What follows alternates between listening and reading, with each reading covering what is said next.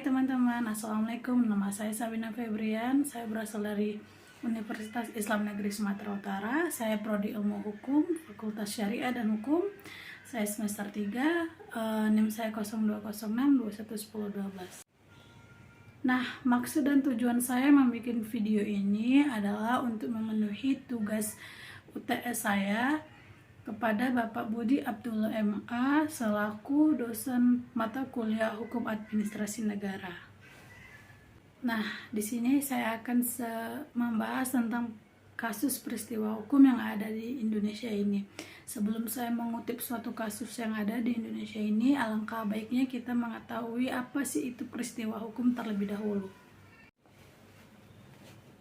Nah, apa sih peristiwa hukum itu? Peristiwa hukum itu ialah suatu peristiwa yang didasarkan hukum yang menimbulkan atau menghapuskannya hak. Hukum itu terbagi menjadi dua. Yang pertama itu perbuatan subjek hukum dan yang kedua itu bukan perbuatan subjek hukum.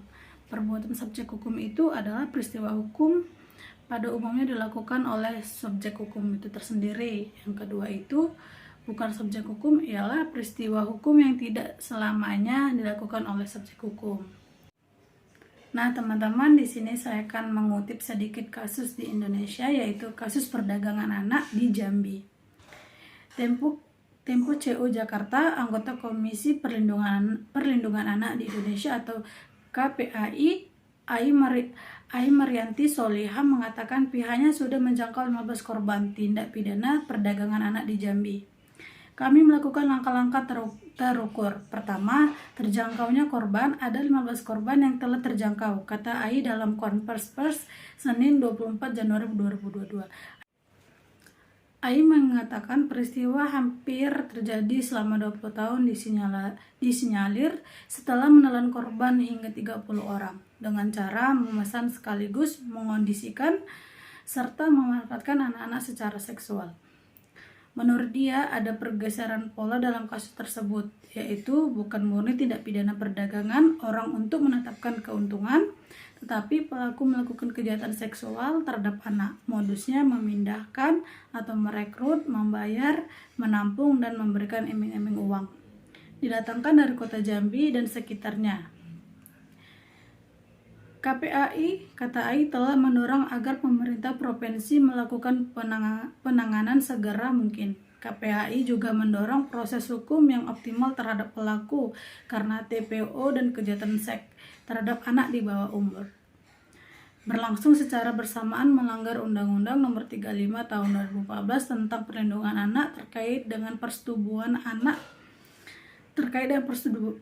anak dan pencabulan. Dalam Undang-Undang Nomor 21 Tahun 2007 tentang TPO yang menempatkan anak sebagai korban, KPAI mendorong Kementerian Pendidikan, Kebudayaan, Riset dan Teknologi bersama Kementerian Pemberdayaan Perempuan dan Perlindungan Anak agar korban dapat hak pendidikan dan terhindar dari stigmatis lingkungan sekitar.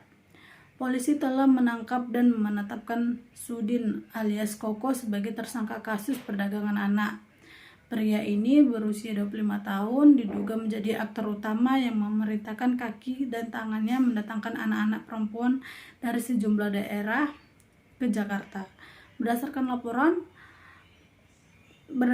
laporan koran Tempo edisi 24 Januari 2022, pelaku mengaku tidak ingat siapa dan berapa jumlah korban, namun polisi mengira jumlah kurang lebih 30 orang. Kasus ini berawal dari laporan anak yang hilang di Jambi. Informasi tentang perdagangan anak mencuat sehingga polisi mendapatkan keterangan dari 3 korban. Mereka mengaku diajak ke Jakarta.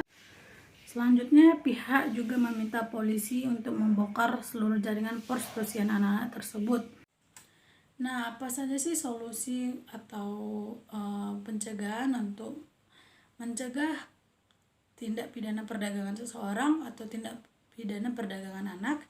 Yaitu upaya pencegahan tindak pidana perdagangan orang atau bisa disebut dengan trafficking dapat dilakukan melalui beberapa cara, yaitu yang pertama, pemetaan tindak pidana perdagangan orang di Indonesia, baik itu tujuan domestik maupun luar negeri. Kedua, peningkatan pendidikan masyarakat, khususnya pendidikan alternatif bagi anak perempuan, termasuk dengan sarana dan prasarana pendidikannya. Ketiga, peningkatan pengetahuan masyarakat melalui pemberian informasi seluas-luasnya tentang tindak pidana perdagangan orang beserta seluruh aspek yang terkait dengannya. Keempat, perlu diupayakan ada jaminan aksesibilitas bagi keluarga, khususnya perempuan dan anak, untuk memperoleh pendidikan, pelatihan, dan peningkatan pendapatan dan pelayanan sosial. Cara-cara tersebut terkesan sangat ideal, tingkat bagaimana implementasinya secara nyata.